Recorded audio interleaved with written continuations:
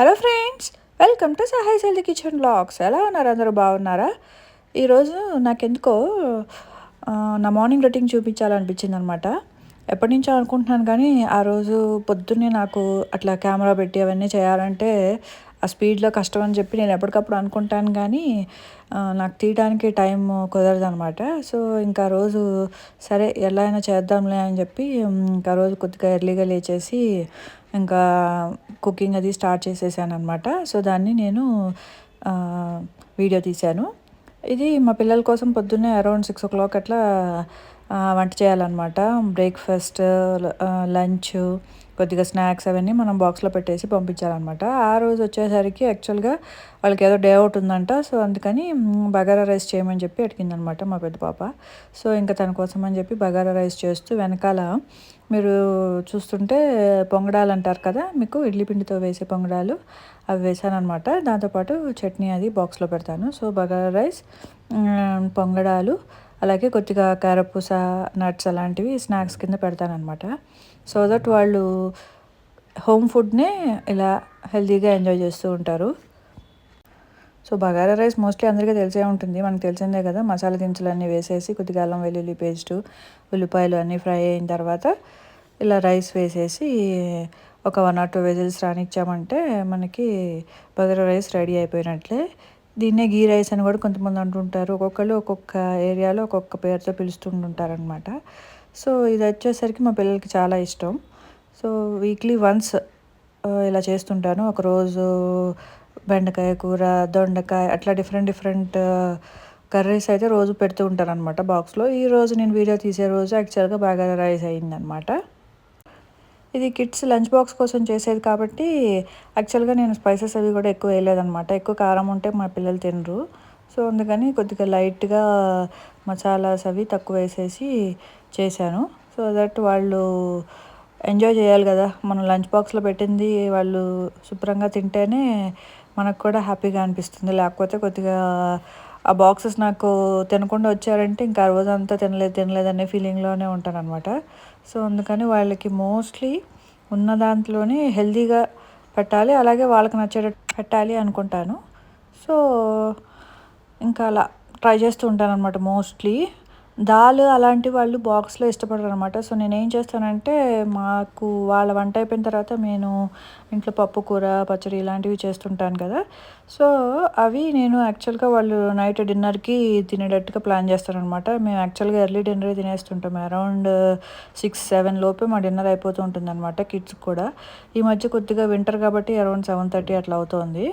So ఇంకా ఆ టైంకి వాళ్ళు ఏం చేస్తారంటే రాత్రిపూట వచ్చిన తర్వాత అన్నం వేడిగా పడేసి వాళ్ళకి పప్పు కూర అవన్నీ కలిపి మళ్ళీ రాత్రిపూట పెడుతుంటాను అనమాట. సో లంచ్ బాక్స్లో వచ్చేసరికి వాళ్ళు అలాంటివి పెడితే తినరు కాబట్టి సో వాళ్ళకి నచ్చేవి మోస్ట్లీ ప్రిఫర్ చేస్తూ ఉంటాను అనమాట. ఒకరోజు పెరుగన్నం పెడతాను, ఒకరోజు వద్దంటారు, ఒకరోజు ఓన్లీ స్నాక్స్ కావాలంటారు. So based on their requirement plus హెల్తీగా ఉండేటట్టుగా చూసుకుంటాను అనమాట లంచ్ బాక్స్ ఎప్పుడు. సో పక్కనైతే మిల్క్ పెట్టేశాను. మార్నింగ్ మిల్క్ తాగేస్తారు. బ్రేక్ఫాస్ట్ చేసే టైం ఉండదన్నమాట. 7 o'clockకి బస్ వచ్చేస్తుంది. సో ఇంకా అందుకని మిల్క్ తాగేసి వెళ్ళిపోయి అరౌండ్ 8 o'clockకి నేను పెట్టిన బ్రేక్ఫాస్ట్ తినేస్తారనమాట. తర్వాత లంచ్ టైంలో లంచ్ తింటారు. బస్లో వచ్చేటప్పుడు అరౌండ్ 3 o'clock ఆ టైంకి స్నాక్స్ తింటారనమాట. సో ఒక్కో రోజు ఒక్కో స్నాక్స్ అడుగుతారు. సో దాన్ని బట్టి పెడుతూ ఉంటాను. సో ఇంకా ఇప్పుడు లంచ్ బాక్సెస్ అవి ప్యాక్ చేస్తున్నాను అనమాట.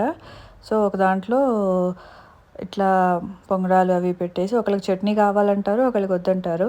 మా పెద్దమ్మాయికేమో చట్నీ కావాలి, రెండో పాపకేమో అక్కర్లేదు. సో వాళ్ళ రిక్వైర్మెంట్కి తగ్గట్టు పెడతానమాట. ఒక దాంట్లో రైస్, ఒక దాంట్లో ఇట్లా ఒకరోజు పెరుగన్నం పెడతానంటారు. నాకు వద్దు, ఏవి అయిపోతుంది, నిద్ర వచ్చేస్తుంది అంటారు. సో అందుకని పెరుగన్నం వాళ్ళు నైట్ టైం తినేస్తారనమాట. సో ఒకరికి చట్నీ ఎక్కువ కావాలి అంటారు, అట్లా అనమాట. వాళ్ళ రిక్వైర్మెంట్కి తగ్గట్టు రోజు అడిగి వాళ్ళకి నచ్చినట్టు పెడితేనే బాక్స్ ఎంటీగా వస్తుంది, లేకపోతే రాదనమాట. సో ఇది వచ్చేసరికి పీజన్ లంచ్ బాక్సెస్. నేను ఇవి అమెజాన్లోనే తీసుకున్నాను. నాకు ఇందులో బాగా నచ్చింది ఏంటంటే కంప్లీట్ స్టీల్, దాంతోపాటు మనకి డైరెక్ట్గా ప్లాస్టిక్ లిడ్ మనకి క్లోజింగ్‌కి పెట్టకుండా మధ్యలో ఒక స్టీల్ మూత ఉంటుంది. మళ్ళీ దాని మీద మనకి ఈ క్లోజింగ్ లిడ్ ప్లాస్టిక్‌ది వస్తుందనమాట. సో దట్ మనకి ప్లాస్టిక్ ఫుడ్ పార్టికల్స్‌లోకి వెళ్ళకుండా ఉంటుంది. ఎందుకంటే మనం కొద్దిగా వేడిగా పెడుతుంటాం కదా! సో ఆ వేడికి మెల్ట్ అవ్వకుండా ప్లాస్టిక్ అనేది మనకి మధ్యలో స్టీల్ మూత వల్ల అదొక ప్లస్ అనమాట. నాకది బాగా నచ్చింది లంచ్ బాక్స్‌లో. సో దట్ వాళ్ళకి ఏ విధమైన ప్లాస్టిక్ అనేది లోపల టచ్ అవ్వకుండా ఉంటుంది కదా అని చెప్పి అనుకుంటాననమాట నేనైతే.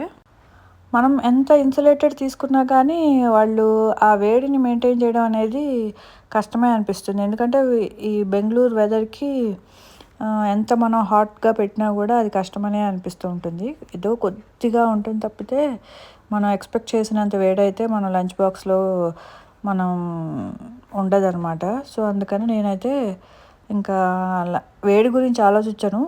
ఉన్న దాంట్లో వాళ్ళు ఎట్లా అయితే తినాలో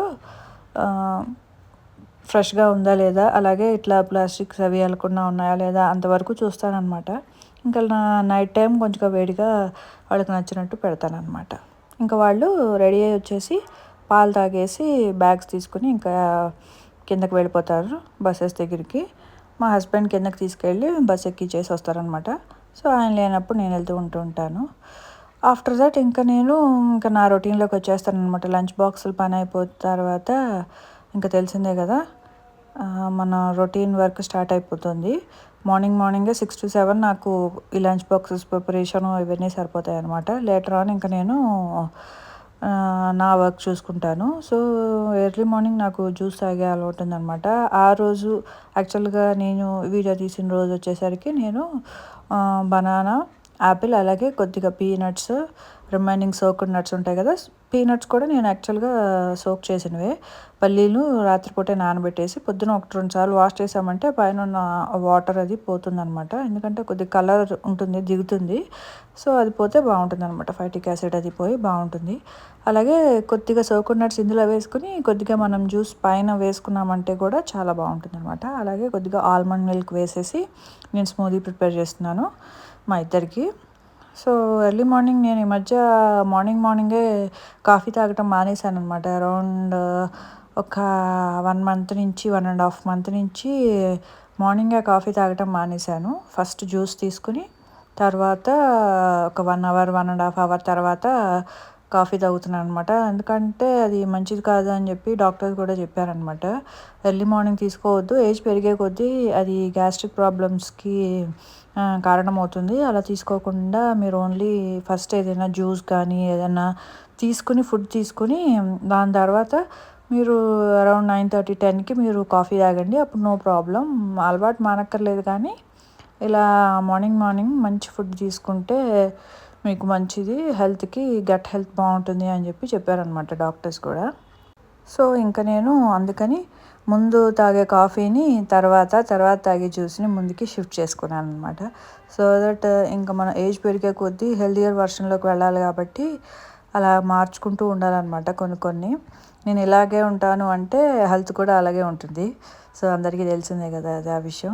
తర్వాత ఇంకా అయిపోయిన తర్వాత నేను ఇంకా ఫ్రెష్ అయిపోయి ఇంకా పూజ చేసుకోవడానికి అని చెప్పి దేవుడి దగ్గర పూలు అవన్నీ పెట్టి చక్కగా అలంకరించుకొని పూజ చేసుకుంటానన్నమాట. ఎవ్రీడే నాకు పూజ చేసుకునే అలవాటు ఉంటుంది. కంపల్సరీగా అది చేసుకొని పూజ అయిన తర్వాత నేను కాసేపు భగవద్గీత కానీ శివపురాణం కానీ అలా ఒక 1/2 అవర్ to 40 minutes బుక్ చదువుకుంటాను. ఆ తర్వాత ఇంకా రిమైనింగ్ వర్క్ చేసుకుంటానన్నమాట. ఇన్ బిట్వీన్ వర్కౌట్ కూడా చేస్తాను. లేదంటే ఒకవేళ మార్నింగ్ నాకు వర్కౌట్ చేసే టైం లేదు, ఆ రోజు నాకు చేయాలనిపించలేదంటే ఈవినింగ్ వాక్ అయినా వెళ్తాను అనమాట. నేను ఫ్రెండ్స్ తోటి వాళ్ళతోటి కాసేపు కిందకి వెళ్ళి టైం స్పెండ్ చేస్తాను. అరౌండ్ 1.5 అవర్ కింద వాక్ చేసి కాసేపు వాళ్ళతోటి కబుర్లు చెప్పేసి వస్తే ఇంకొద్దిగా స్ట్రెస్ ఫ్రీ అయినట్టు అనిపిస్తూ ఉంటుంది. లేకపోతే మనకున్న బిజీ స్కెడ్యూల్స్లో అట్లా ఇంట్లో ఉండిపోతూ ఉంటే ఏమవుతుందంటే మన మైండ్ రిఫ్రెష్ అవ్వదనమాట. ఒక టైప్ ఆఫ్ లోన్లీనెస్ అలాంటి ఫీలింగ్స్ వస్తుంటాయి. సో అలాంటప్పుడు ఏమిటంటే మనం నలుగురితో మాట్లాడుతూ ఉంటే ఆటోమేటిక్గా మన మైండ్ చాలా రిఫ్రెష్ అయిపోయి నెక్స్ట్ డేకి అది యాక్టివ్ అయిపోతుంది అనమాట. ఆ మాటలన్నీ మనకి రిపీట్ అవుతూ మనకి ఆ డే అంతా అలా గడిచిపోతూ ఉంటుంది అనమాట. సో థాట్ ప్రాసెస్ అనేది చాలా ఈజీగా రిఫ్రెష్ అయిపోతుంది అని చెప్పి నాకు అనిపిస్తూ ఉంటుంది. అట్ ది సేమ్ టైం మనం పూజ చేసుకునే టైంలో కూడా మనం ఎన్ని ఆలోచనలు వచ్చినా సరే ఆ ఒక్క 1 అవర్ మాత్రం నేను చాలా ప్రశాంతంగా ఉంటాను. ఏ రోజైతే నాకు ఎప్పుడైనా మనం మంత్లీ ఒక 4-5 డేస్ పూజ చేసుకోం కదా, ఆ 4-5 డేస్ నిజంగా చాలా చిరాగ్గా కోపం ఎక్కువైపోతుంటుంది. అలాంటి ఫీలింగ్స్ వస్తూ ఉంటాయి కదా.